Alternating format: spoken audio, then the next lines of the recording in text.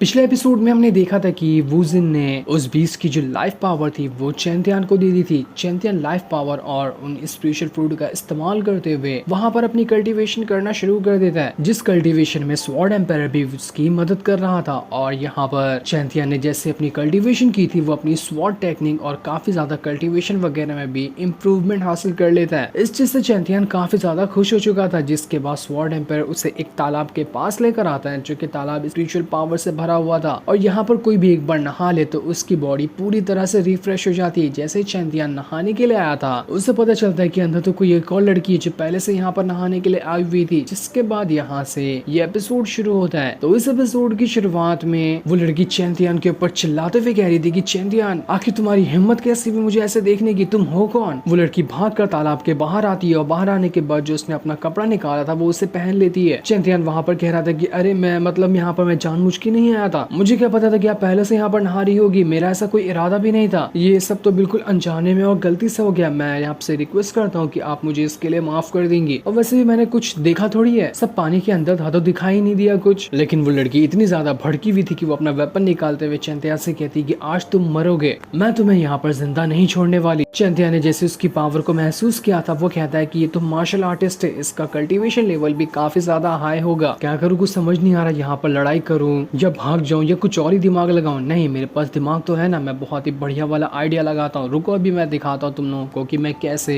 इस मुसीबत की घड़ी से बाहर निकल कर आता हूँ। इसके बाद चैंतियान एक प्लान बनाते हुए उस लड़की से कहता है कि अरे देखिए ना, आपको पता है मैं कभी कुछ चीज देख ही नहीं सकता क्योंकि मैं पैदा ही अंधा हुआ था, मेरे पास आंखें ही नहीं है, तो मैं देखूंगा क्या, मुझे दिखाई नहीं देता। वो लड़की कहती है पागल समझ रखा है क्या, अभी मैं तुम्हारा चेक करती हूँ कि तुम्हें दिखाई देता है कि नहीं दिखाई देता। वो पूरे गुस्से के साथ चैंतियान की तरफ अपना वेपन लेकर बढ़ चुकी थी, लेकिन चैंतियान दूसरी तरफ देखता है और पूरी हिम्मत करके वहां पर एकदम शांत खड़ा था ताकि उस लड़की को उस पर शक ना हो जाए। वेपन उसके करीब आ चुका था, फिर भी चैंतियान एक कदम भी नहीं हिला था वहां से, मानो कि उसे पता ही नहीं था कि उसके आसपास वेपन आ रहा है। चैंतियान उससे कहता है कि मैं महसूस कर पा रहा हूँ आप यहाँ पर मेरी तरफ वेपन लेकर आई हैं, आप ऐसा कैसे कर सकती है, एक अंधा जिसने कुछ देखा भी ना हो उसके ऊपर आप हमला नहीं कर सकती, आपको ऐसा नहीं करना चाहिए। ये सुनकर उस लड़की को गुस्सा तो बहुत आ रहा था, लेकिन फिर भी वो चैंतियान से कह देती है कि ठीक है जाओ यहाँ से। चैंतियान जानबूझ के दूसरे रास्ते से आगे बढ़ने लगता है। वो लड़की कहती है कि एग्जिट उधर नहीं, इस तरफ है, इस तरफ से जाओ। इसलिए चैंतियान दोबारा से नाटक करते हुए कई बार लड़खड़ा जाता और किसी भी उल्टी पुल्टी चीज पे पैर रखते हुए आगे बढ़ रहा था, लेकिन फिर भी उसने बड़ी आसानी के साथ इस सिचुएशन को हैंडल किया, उसके लड़की के गुस्से से भी बच गया। काफी बढ़िया दिमाग लगाया चैंतियान ने। अब चैंतियान भागते हुए बहुत दूर आ जाता, बहुत दूर आने के बाद कहना था कि जान बची तो लाखों पाए, लड़की से तो मैं बच गया। लेकिन मानना पड़ेगा लड़की बड़ी कमाल की थी, बहुत ही मजा आया उसे ऐसे देखकर, उसका फिगर आय हाय कितना प्यारा था, मन तो कर रहा था कि वहीं पे हमेशा के लिए रह जाऊं। तभी वहां पर स्वॉर्ड एम्पायर आकर चैंतियान से कहता है क्या क्या बात कर रहे हो तुम, ये बात अगर उस लड़की को पता चली ना तो तुम अगले ही पल मर जाओगे, तो ऐसे गलत नजर किसी के ऊपर जल्दी मत डालना वरना तुम्हारा अंजाम सही नहीं होगा। चैंतियान कहता है अरे स्वॉर्ड एम्पायर आप, मुझे लगा कि आप सो रहे होगे इसलिए मैं तो अपने मन में ऐसी बातें कर रहा था। चैंतियान कहता है कि आपकी बातों से ऐसा लग रहा है ना कि आपको भी वो लड़की पसंद आ गई, क्या आप भी उसके मजे लेना चाहते हैं क्या? स्वॉर्ड एम्पायर एक उल्टे हाथ का थप्पड़ मारते हुए चैंतियान से कहता है कि बकवास बातें बंद करो, तुम्हें मैं इस टाइप का बंदा दिखाई देता हूँ क्या? मैं तो भी उस लड़की के बारे में सोच रहा हूँ लेकिन उसके फिगर के बारे में नहीं, उसकी पावर के बारे में। जहाँ तक कि मुझे लगता है कि वो लड़की ना काफी ज्यादा स्ट्रॉन्ग थी, लेकिन मुझे ये नहीं समझ में आ रहा कि उस लड़की ने तुम्हारे ऊपर अटैक करने के लिए एक मामूली सा वेपन क्यों नहीं निकाला। वो चाहती तो अपनी कल्टीवेशन पावर का इस्तेमाल करते हुए तुम्हारे